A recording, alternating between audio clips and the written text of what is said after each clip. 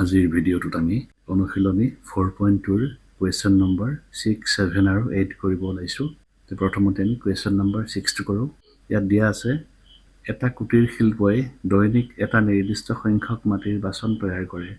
এদিন দেখা গ'ল যে প্ৰতিটো বস্তুৰ উৎপাদনৰ খৰচ সেইদিনাৰ উৎপাদিত বস্তুৰ সংখ্যাৰ দুগুণতকৈ 3 বেছি। যদি সেইদিনা উৎপাদনৰ মুঠ ব্যয় 90 টকা হয়, তেন্তে উৎপাদিত বস্তুৰ সংখ্যা আৰু প্ৰতিটো বস্তুৰ ব্যয় কিমান হ'ব উলিওৱা। সেইদিনাখন উৎপাদিত বস্তুৰ সংখ্যা উলিয়াব দিছে। তে আমি ইয়াতে ধৰি লৈছো যে সেইদিনাখন উৎপাদিত বস্তুৰ সংখ্যা xটা আৰু প্ৰতিটো বস্তুৰ ব্যয় কিমান হ'ব উলিয়াব দিছে। তে আমি ধৰি লৈছো যে প্ৰতিটো বস্তুৰ ব্যয় ইজ ইকুৱেল, আমাক কুৱেশ্যনটো দিয়াই আছে যে প্ৰতিটো বস্তুৰ ব্যয় বা খৰচ কিমান কৈছে যে সেইদিনা উৎপাদিত বস্তুৰ সংখ্যাৰ তাৰ মানে xৰ দুগুণতকৈ। তে সেইদিনা উৎপাদিত বস্তুৰ সংখ্যাৰ দুগুণ বুলি কৈছে। তে সেইদিনা যিহেতু উৎপাদিত বস্তুৰ সংখ্যা x আছিলে, তে দুগুণ হলে 2x হ'ব। ইয়াতে 2x দুগুণতকৈ 3 বেছি, অৰ্থাৎ 3 এটা আমি ইয়াতে যোগ কৰিব লাগিব। এইটোৱে হৈছে প্ৰতিটো বস্তুৰ ব্যয়। এইটো আমি টকা লিখিলো। এতেকে সেইদিনাৰ মুঠ ব্যয় বা খৰচ কিমান হ'ব। এতিয়া সেইদিনাখন মুঠতে বস্তু বনাইছে xটা। এটা বস্তুত যদি খৰচ হয় 2x + 3 টকা, তেনেহলে xটা বস্তুত খৰচ হ'ব xৰে ইহঁতক পূৰণ। তে আমি লিখিব লাগিব সেইদিনাখনৰ মুঠ ব্যয় হ'ব x * 2x + 3 টকা। এতিয়া প্ৰশ্নটোত দিয়া আছে সেইদিনাৰ মুঠ ব্যয় 90 টকা। প্ৰশ্ন মতে সেইদিনাৰ মুঠ ব্যয় ইজ ইকুৱেল 90 টকা। এতিয়া এইখিনিও হৈছে সেই নিৰ্দিষ্ট দিনটোৰ খৰচ আৰু 90 টকাটো হৈছে সেই নিৰ্দিষ্ট দিনটোৰ খৰচ। গতিকে এইটো আৰু এইটো সমান। তে আমি লিখিব লাগিব এতেকে x * 2x + 3 ইজ ইকুৱেল 90। ইয়াতে x আৰু 2x পূৰণ কৰিলে 2x² হ'ব, প্লাছ x ৰে 3 পূৰণ কৰিলে 3x, আৰু 90টো বাওঁ হাতে লৈ আহোঁ মাইনাছ হৈ যাব, ইজ ইকুৱেল টু 0। এতিয়া এইটো ax² + bx + c is equal 0 আৰ্হিৰ দ্বিঘাত সমীকৰণ হৈ গ'ল। এতিয়া আমি x² সহগ এই 2ৰে 90 পূৰণ কৰিব লাগিব। তে 2 আৰু 90 পূৰণ কৰিলে 180 হ'ব। তে আমি ইয়াতে 180টো লিখি ললো। এই 180ক আমি এতিয়া মৌলিক উৎপাদকত ভাঙিব লাগিব। ইয়াক 2ৰে যায় 2 × 9 = 18, 0 নামি আহিব। আকৌ 2ৰে 2 × 4 = 8 হ'ব, উকলিব 1 10, 2 × 5 = 10। ইয়াক 5ৰে যায় 5 × 9 = 45, 3 × 3 = 9। তে আমি এইখিনি সজাই লিখোঁ। ইয়াত 2 আছে দুটা, 3 আছে দুটা, আৰু 5 আছে এটা। এতিয়া আমি এইখিনিৰ পৰা পাম 2 × 2 = 4, 4 × 3 = 12। এইখিনি পূৰণ কৰিলে 12 হ'ব আৰু 3 × 5 = 15 হ'ব। এতিয়া ইয়াত যিহেতু xৰ সহগ 3 আছে, আমি এই 12 আৰু 15ৰ পৰা 3 বনাব লাগিব। আমি 15ৰ পৰা যদি 12 বিয়োগ কৰি দিওঁ, 15ৰ পৰা 12 বিয়োগ কৰিলে 3 আমি পাই যাওঁ। এতিয়া আমি ইয়াত লিখিব লাগিব 2x² প্লাছ এই 3 জেগাত আমি লিখিব লাগিব 15 - 12, আৰু ইয়াতে x থাকিব, আৰু ইয়াতে -90 is equal to 0। Implies 2x² plus 15ৰে xক পূৰণ কৰিলে 15x হ'ব, প্লাছে আৰু মাইনাছে -12 আৰু x পূৰণ কৰিলে 12x, ইয়াতে -90 থাকিব, ইজ ইকুৱেল টু 0। এতিয়া ইয়াৰ পৰা আৰু ইয়াৰ পৰা x এটা কমন লওঁ। ইয়াৰ পৰা x কমন ল'লে থাকিব 2x, প্লাছ ইয়াত থাকিব 15। এতিয়া ইয়াতে মাইনাছ, ইয়াত যিহেতু 2x আছে, তো ইয়াতো আমি ব্ৰেকেটত 2x লিখিব লাগিব। ইয়াত যিহেতু 12 আছে, ইয়াত 2 থাকিলে ইয়াত 6 হ'ব, তেতিয়াহে 6 × 2 = 12, আৰু ইয়াত প্লাছ লিখিব লাগিব। তেতিয়া মাইনাছে প্লাছে মাইনাছ হ'ব। ইয়াত আমাৰ 15 লিখিব লাগিব। তেতিয়া 6 আৰু 15 পূৰণ কৰিলে 90 হৈ যাব, ইজ ইকুৱেল টু 0।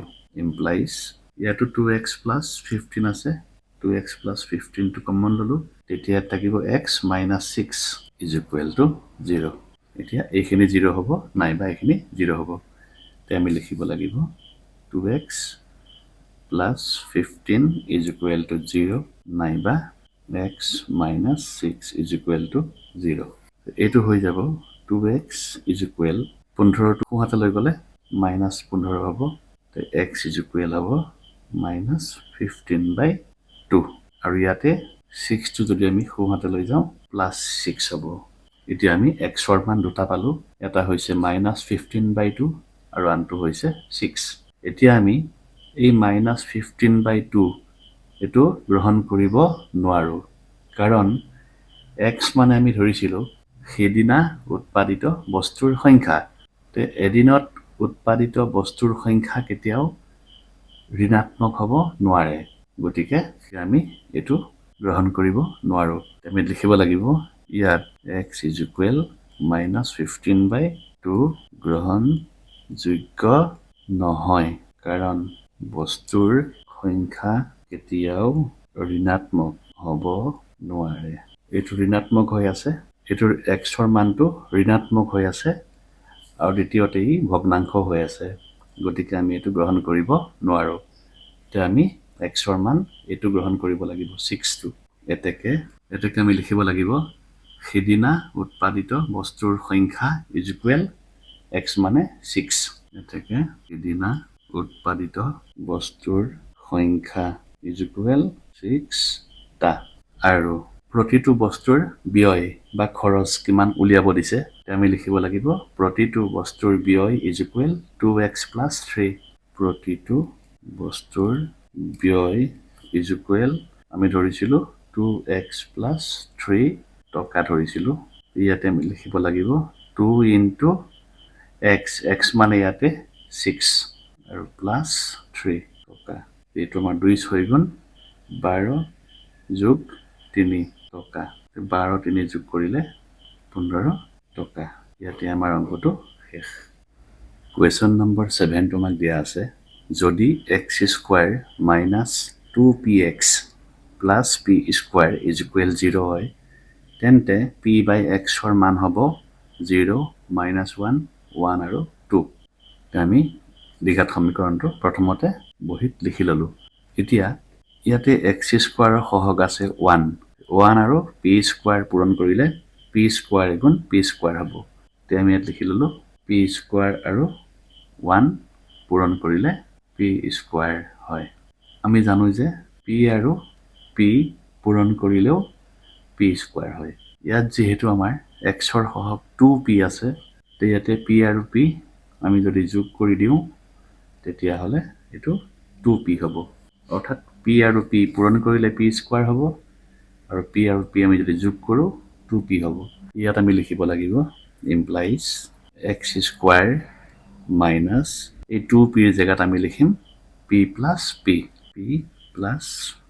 ইয়াতে x থাকিব আৰু plus p square is equal to 0 implies x square minus p আৰু x পূৰণ কৰিলে px হ'ব minus এ plus এ minus আকৌ p আৰু x পূৰণ কৰিলে px হ'ব plus p স্কয়াৰ থাকিব ইয়াতে is equal to 0 ইয়াৰ পৰা x কমন যায় তো ইয়াত x কমন ললে থাকিব x minus ইয়াত আমি x টো কমন ললো ইয়াতে আমাৰ p থাকিব এতিয়া ইয়াতে মাইনাস আছে মাইনাস ইয়াতো p আছে তে p এটা কমন ললো ইয়াত থাকিব x ইয়াত যেহেতু প্লাস আছে আমি মাইনাস দিব লাগিব তেতিয়াহে মাইনাসে প্লাস হ'ব আৰু ইয়াত বহিব p তেতিয়া p আৰু p পূৰণ কৰিলে p স্কয়াৰ হ'ব is equal to 0 ইয়াতো x minus p আছে ইয়াতো x minus p আছে তে আমি x minus p টো কমন লৈ লওঁ তেতিয়া ইয়াত থাকিব x ইয়াত থাকিব minus p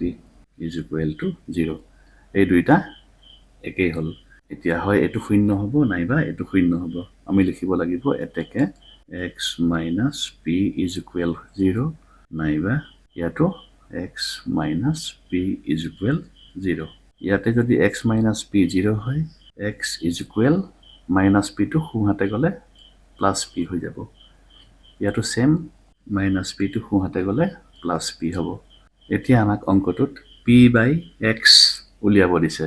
ইয়াক আমি এতিয়া পি বাই এক্স বনাব লাগিব।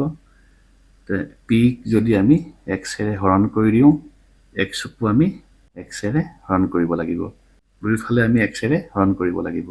তেতিয়া এক্সক এক্সেৰে হৰণ কৰিলে এবাৰ যায়। ইয়াত এক থাকিব, ইয়াতে পি বাই এক্স থাকিব। এতেকে p by x is equal p by এক্সৰ মান হ'ব 1। ইয়াতো সেম, পি বাই এক্স মানে 1 হৈ যাব। এইটোৱে আমাৰ এনচাৰ। এতিয়া আমাৰ ইয়াতে এনচাৰ হ'ব চি। কুৱেশ্যন নম্বৰ 8টো আমাক দিয়া আছে। এজন ছাত্ৰই উৎপাদক বিশ্লেষণ পদ্ধতিৰে x square minus 3x minus 10 is equal 0 দ্বিঘাত সমীকৰণটোৰ মূল নিৰ্ণয় কৰিবলৈ তলত উল্লেখ কৰা স্তৰ মতে কৰিলে। স্তৰকেইটা আমাক দিয়া আছে। এতিয়া আমাৰ কোনটো স্তৰ ভুল হৈছে আমাক উলিয়াব দিছে। এতিয়া আমি দ্বিঘাত সমীকৰণটো আমাৰ আছিলে x square minus 3x minus 10 is equal 0। X square minus 3x minus 10 is equal to 0। এতিয়া আমাৰ ইয়াতে এক্স স্কোৱাৰৰ সহগ 1 আছে। 1 আৰু 10 পূৰণ কৰিলে 10 হ'ব। 10ক যদি আমি ভাঙো 2 আৰু 2ৰে 5 বাৰ যায়, অৰ্থাৎ 2 5 গুণ 10 হ'ব। আৰু 5ৰ পৰা আমি যদি 2 বিয়োগ কৰোঁ তেনেহ'লে 3টো হ'ব, এই 3টো হ'ব।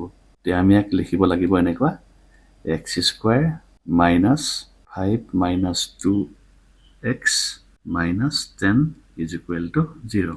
এইটো আমাৰ হৈ যাব এক্স স্কোৱাৰ মাইনাছ 5 আৰু x পূৰণ কৰিলে 5x হ'ব। ইয়াতে মাইনাছে মাইনাছে প্লাছ 2x আৰু মাইনাছ 10 ইজ ইকুৱেল টু 0। এতিয়া আমাৰ স্তৰ 2টোত দিয়া আছে x square minus 5x minus 2x minus 10 is equal 0। কিন্তু ইয়াতে 2xৰ আগত প্লাছ হ'ব লাগে, এইটো মাইনাছে মাইনাছে প্লাছ হ'ব লাগে। কিন্তু ইয়াত যিহেতু 2xৰ আগত মাইনাছ দিছে, গতিকে এই স্তৰ 2টো ভুল হৈ আছে। ইয়াতে আমাক সুধিছে ছাত্ৰজনে কোনটো স্তৰ প্ৰথমে ভুল কৰিলে। আমি ক'ব লাগিব স্তৰ 2টো ভুল কৰিলে। ইয়াতে অংকটো শেষ।